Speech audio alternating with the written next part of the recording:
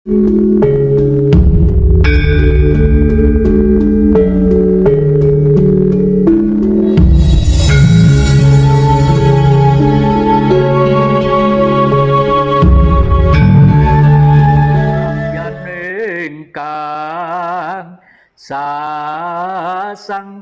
menyar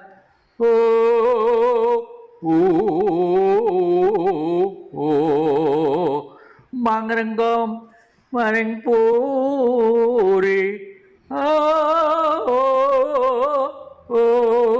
mangkin tanpa siring. Jadi setelah bumi gonjang-ganjing tadi itu barulah leng-leng rambian ingkang sunyi senyap, tidak ada suara apa-apa ya. Dari yang maksudkan bahwa seluruh manusia di dunia akan ada pengurangan besar-besaran. Nah, itu monggo ya, silakan. Jagat merenovasi diri ya. Bahwa dunia itu nanti penduduknya akan disisakan 28,3%. Nah, dimulai dari tanggal 12 bulan 12. Kenapa kok saya memastikan, kok berani memastikan gitu ya? Karena saya oleh Sang Maha diberi otak untuk berpikir ya. Untuk berpikir, di otak kita itu ada 11 miliar simbol saraf. 11 miliar simbol saraf, dan setiap simbol saraf melayani 25.000 saraf. Nah, akhir-akhir ini banyak kesalahan-kesalahan yang dilakukan oleh para leluhur ya. Maaf ya, saya pakai terpaksa harus mengkritik apa yang menjadi perjalanan para leluhur. Ya, termasuk buyut-buyut, cangga-cangga saya, kakek-kakek saya. Nah, karena kebenaran itu butuh kecerdasan. Sopo sing bener pinter mesti bener. Sopo sing bener pinter mesti bener. Bener itu jujur ya. Kuncinya ada 5. Angen-angen bener, ini ajaran Buddha 500 tahun sebelum Masehi. Angen-angen bener, pikiran bener, tutur kata bener, pribadi bener, bergaul bener ya.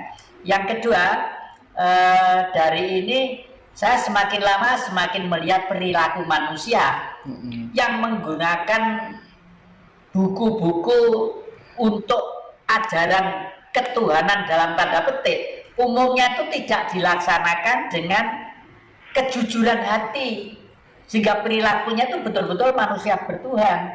Umumnya hanya dihiruk-pikukkan gara-gara kepentingan beberapa macam subjektivitas individu. Entah itu ben terkenal, entah itu ben muridnya saya akeh, entah itu untuk gini, umumnya pada waktu itu ya. Karena saya hidup di Singosari itu memang sengaja.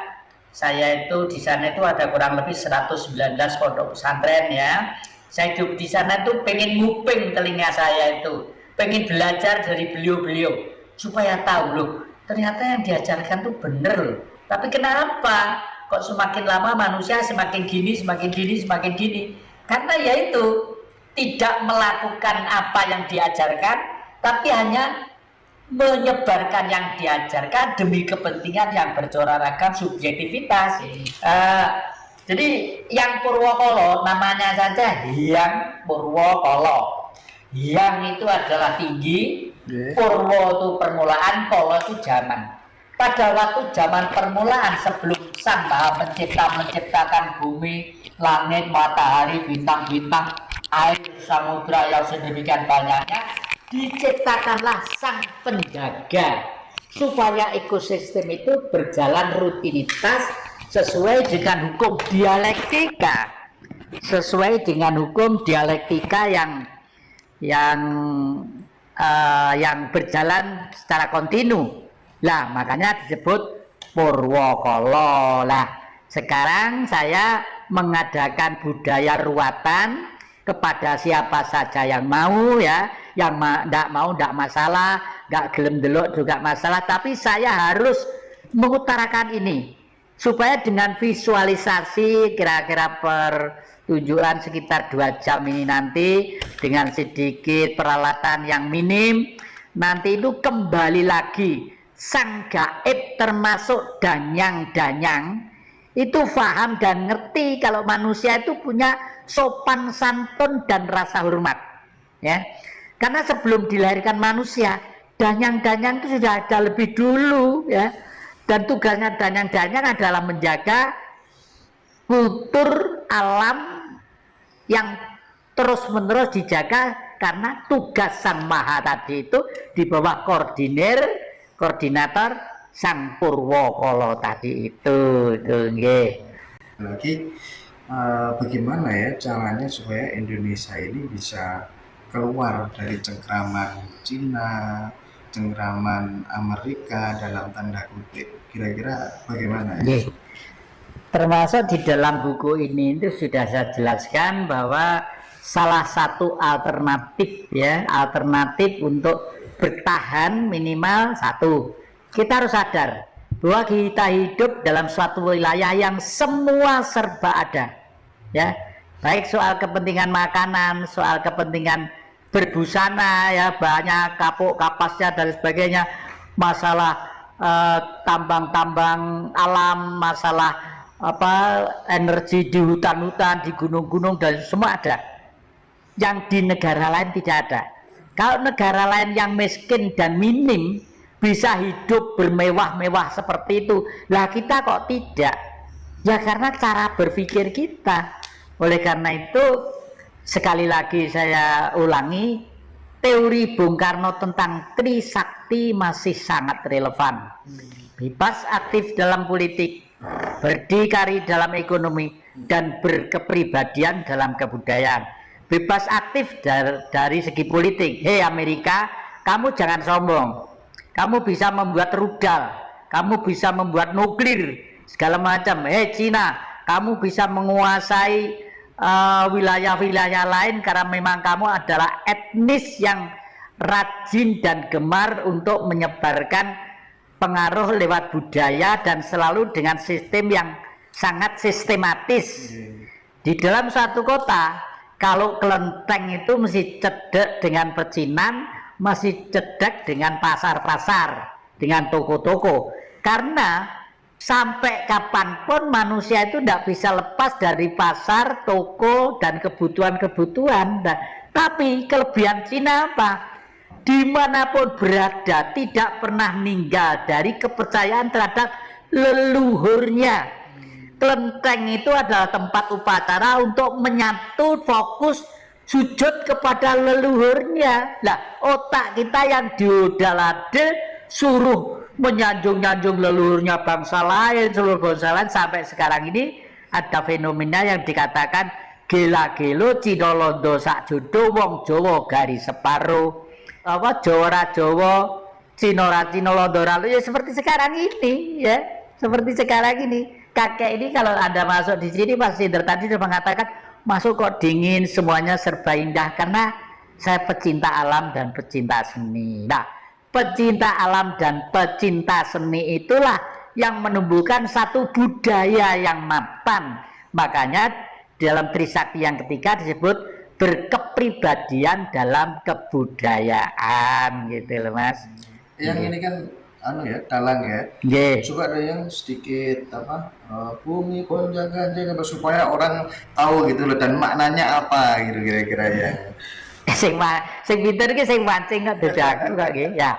Sebenarnya negara pertama setelah Atlantik tenggelam itu adalah negara yang ada di lembah Gunung Arjuna. Gunung Arjuna itu gunung purba, namanya Herjuna. Her itu air, Juna itu laki-laki. Orang yang lahir di lembah Gunung Arjuna ribuan tahun, ratusan atau puluhan tahun atau sekarang, pasti kalau dia tekun belajar tentang nasionalisme dan leluhur, pasti menjadi orang istimewa. Meskipun dia sudah ada di luar negeri, dimanapun, dan dimanapun. Seperti Mas Hendro dan adik-adik ini, begitu rajin mengungkap kembali tentang kultur budaya bangsa. Mustahil kalau itu sukma, bukan sukma leluhur yang dulu pernah ada di sini, entah ribuan atau ratusan tahun yang lalu. Kalau ento tidak seneng mbok sampai dipaksa sampai apa, ya tidak akan tertarik. Jadi tidak usah kita paksa. Karena apa? Karena manusia akan disisakan tidak sampai 30%, ya toh. Ya, gimana ya? Bumi gonjang ganjing gitu. Gimana? Ya, ini jadi ya.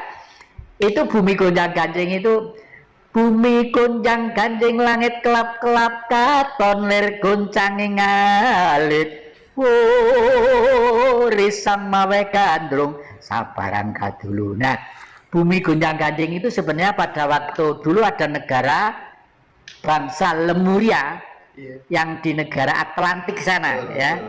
Atlantik itu pulaunya dekat Hawaii, antara Jepang dan pantai barat Amerika. Di tengah sana ada pulau kecil. Ya.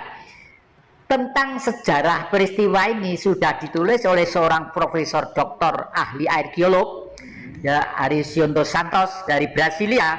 Aristion dos Santos. Itu ya, dari sana beliau menulis bangsa Lemuria yang jenius nanti disebut bangsa Arya. Ternyata keturunannya sekarang yang disebut bangsa Indonesia. Nah, dan ini buku ini sudah saya buat, ya. Saya buat tentang eksodusnya seorang Brahmana menyelamatkan diri ke puncak Gunung Arjuna.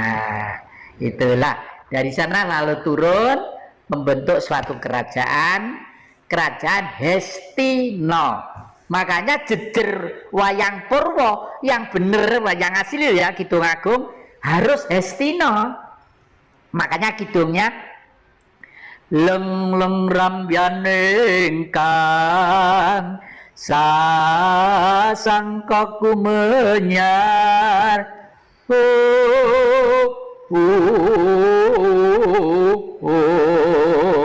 mangrenggom maring puri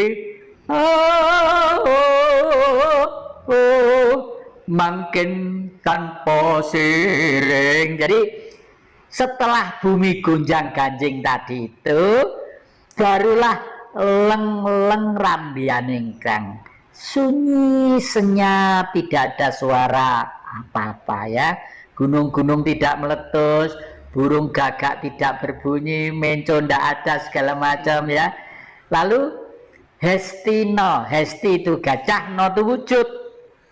Barulah setelah eksodus dari atas Gunung Arjuna, di sana itu Gunung Purba yang sudah mati kebun dan kawahnya. Jadi atasnya kayak padang pasir gitu.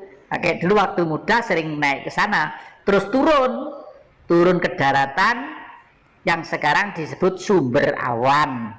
Di sana yang dikerjakan pertama kali menangkap gajah. Gajah itu bahasa Sanskritnya, bahasa kunonya disebut Hesti. Kenapa kok nangkap gajah? Gajah tidak enak dimakan, nggak umum dimakan lah, ya. Karena gajah itu untuk sarana kehidupan.